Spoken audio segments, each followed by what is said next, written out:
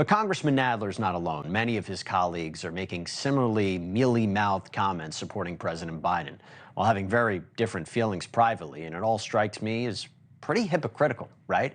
After years of encouraging Republicans to speak up against Donald Trump and sacrifice their own interests for the greater good, Democrats are now largely silent when faced with a very similar dilemma. It's a problem we've seen across both parties. Our political leaders are not leading, they're following. They're not willing to go out on a limb, even when it's the right thing to do. And it's because they're too afraid of the personal costs. And that's not only so bad for all of us, it's just also a real shame when you think about it. Well, joining us right now is Ben Kobren, former campaign press secretary for Hillary Clinton, and CKR Solutions principal. Also, maybe the most important thing, University of Michigan grad, as am I. Go Blue. So good to have you here, Ben. Go Blue. So what do you think? Isn't it a bit hypocritical of Democrats to hold back about President Biden? I mean, as I said, if they spent years urging Republicans to come forward and take a stand against Trump. Jesse, it's great to be here. I don't call it hypocritical. What I think you're seeing is those folks who remain anonymous are anonymous. Can we even trust it? But what you're really seeing is that President Biden and the campaign are making the rounds. They're going out, they're reaching these electeds, and they're convincing them that he is the person for the job. On top of that, what you didn't say in your topper, and I think is important, is that the Congressional Black Caucus has remained steadfast in their support. AOC came out yesterday, which is not someone you would think would be the first person there supporting him. And yeah, I'm not going to sit here and say it's good. The polls are not good.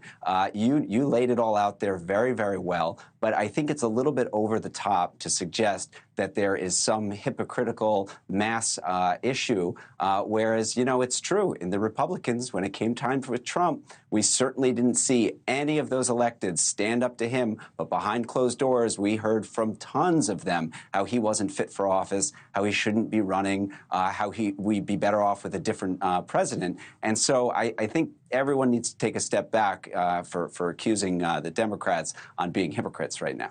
Well, I think here's the thing. Democrats would be the first to tell you, right, that the number one focus, the number one talking point is Trump is an existential threat to democracy. We have to make sure he doesn't get reelected, right? And it seems to me there's a very serious conversation about Biden beating him. And I think we're in a very different place now than we were 2 weeks ago, a month ago. And it seems that even maybe behind the scenes and what you're hearing is they would have a better chance of putting somebody else in. And yet they're sticking with Biden. Those are the two things that just don't seem to match up to me. So I think there's two things to say for that. Number one, President Biden's record is unmatched, and that is the thing that he gets to run on in the next 4 months.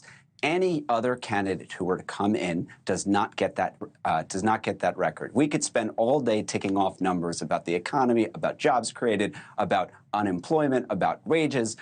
You know them all. I'm not going to bore you with them, but it is very clear when you compare Biden's record to President Trump, his record, Biden crushes him.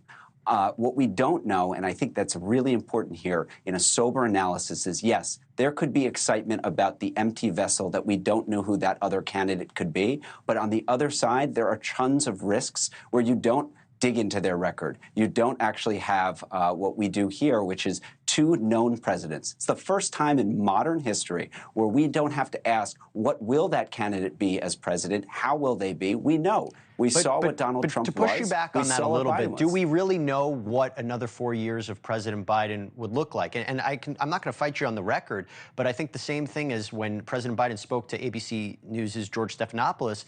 Stephanopoulos really said, it's not about your record. You're talking about the past. How can you assure the American people, independents, maybe undecideds, the Democrats, that you can lead for the next 4 years? Not only win the election, but lead for the next 4 years. How does he convince the American people of that? Yeah, I think he's doing it right now. A mile from where I am, he is the leader of the free world in the most important alliance of NATO in the last 75 years that has kept the peace in this world. And he is hosting them and leading them and showing us what he can do today and what he's going to do tomorrow and what he's going to do in 4 years. I think he needs to continue being out there in the country, explaining his vision, how we're going to build off unbelievable job growth of 15 million jobs, low unemployment, high wages. Inflation is now under control. Trailing inflation is 2.5%.